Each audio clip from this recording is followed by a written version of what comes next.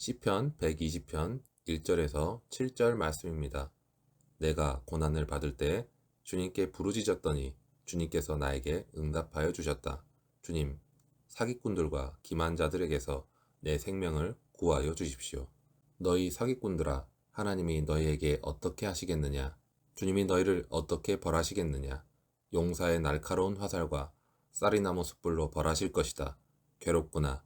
너희와 함께 사는 것이 메색 사람의 손에서 나그네로 사는 것이나 다름없구나.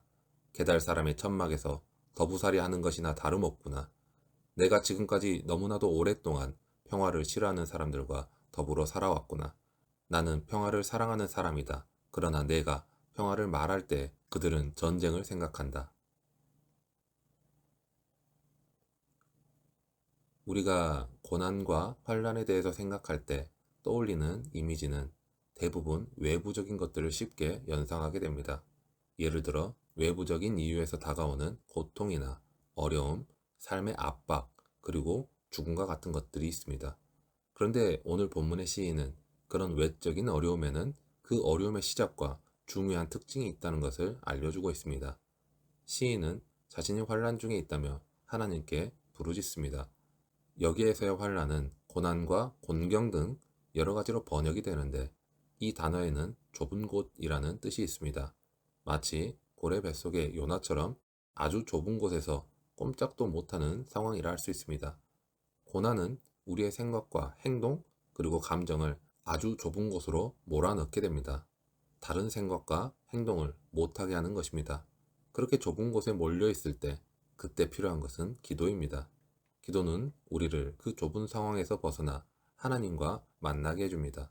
좁은 시야와 좁은 마음이 아니라 하나님의 눈으로 지금 자신의 상황을 볼 수 있게 해줍니다. 성경은 우리가 겪는 모든 어려움을 고난이나 환란이라고 부르지 않습니다. 성경에 나와 있는 환란들은 환란이 임하는 명확한 이유가 있습니다. 그것은 주를 위해 받는 것이라고 합니다. 그리고 성경은 우리의 삶의 고단함에 대해서 아예 침묵하지 않습니다. 하나님은 우리의 쓸 것을 아시며 또한 우리를 고아처럼 버리지 않으신다 약속하십니다. 시인이 당하고 있는 환란이 무엇인지 오늘 본문에서 구체적으로 나옵니다. 그것은 거짓된 입술과 속이는 혀입니다. 물론 환란이 주로 핍박과 고통과 죽음 같은 외적인 것을 뜻하기는 하지만 하나님의 사람에게 환란은 근본적으로 하나님의 법이 사라진 것, 하나님의 통치가 부정되는 현실을 의미합니다. 그리고 이 상황을 지배하는 것은 거짓과 속이는 혀입니다. 거짓이 우리의 말과 마음에 있다면 그것은 우리에게 엄청난 환란이 됩니다. 그 거짓말들은 우리를 꼼짝도 못하게 좁은 곳으로 밀어 넣을 것입니다. 그리고 거짓된 입술은 악인의 대표적인 특징이기도 합니다. 예수님은 자신을 대적하는 자들이 아브라함의 자손이라고 자처하자 그들을 향해 거짓말쟁이요 거짓의 아비인 마귀의 후손이라고 말씀하셨습니다. 사탄은 최초 인간 아담과 하와를 유혹해서 타락시킬 때에도 하나님의 말씀을 부정하는 거짓말을 사용했습니다. 그렇게 아담은 하나님의 명령을 어기고 선과 악을 알게 하는 열매를 먹으면 하나님과 같아질 수 있다는 사단의 거짓말에 속아 금단의 열매를 먹었던 것입니다. 거짓의 아비인 사탄에 속한 악인과 대조되는 의인의 특징은 정직입니다. 너희 의인들아 여호와를 즐거워하라. 찬송은 정직한 자들이 마땅히 할 바로다 라는 말씀처럼 하나님께서는 거짓을 미워하십니다. 하나님의 자녀된 우리는 거짓을 경계하고 어떤 상황에서도 정직함을 잃지 말아야 합니다. 야고보 사도는 악한 혀가 자신의 삶을 지옥불로 불사르게 한다고 경고했습니다.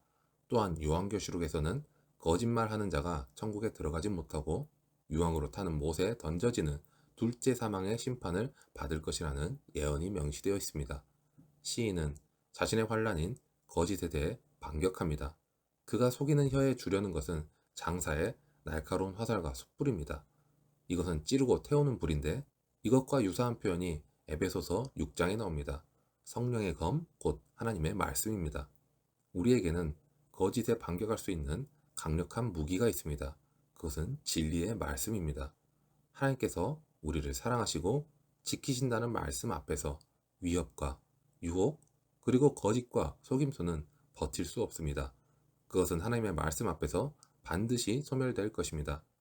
시인은 자신이 화평을 미워하는 자들과 함께 오래 거주했다고 탄식했습니다.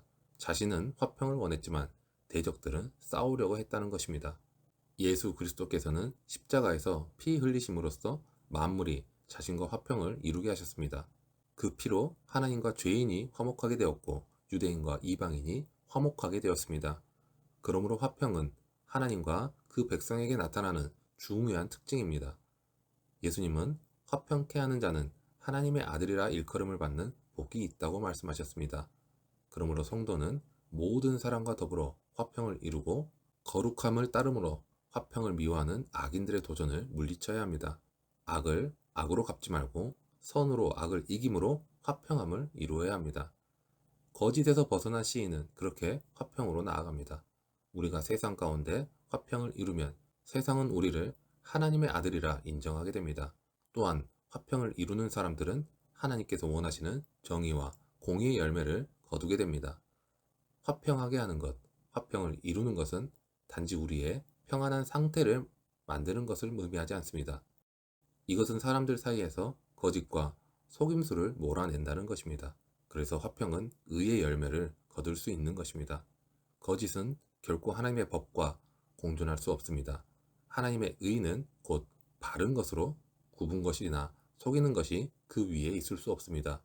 우리는 대부분 습관적으로 거짓말을 하거나 사소한 거짓말 정도는 대수롭지 않게 여기기도 합니다. 우리는 이러한 습관적 범죄를 입술과 마음에서 몰아내야 합니다. 말씀으로 이러한 것들을 대적해야 합니다. 아무리 작아 보이는 사소한 거짓말이라도 그것은 우리의 영혼을 파괴하기에 충분하기 때문입니다. 유대의 종교 지도자들이 진리이신 예수 그리스도를 바알세불에게 의지하는 자라고 거짓으로 공격했던 것처럼 악인은 진리를 거슬러 거짓으로 의인을 공격하며 화평을 깨뜨립니다. 그러나 그들의 결국은 영원한 심판이 기다리고 있습니다. 성도는 세상의 거짓된 공격에 흔들리지 말고 오직 진리와 화평을 쫓으며 하나님의 자녀로서 진실한 삶을 살아가야 합니다.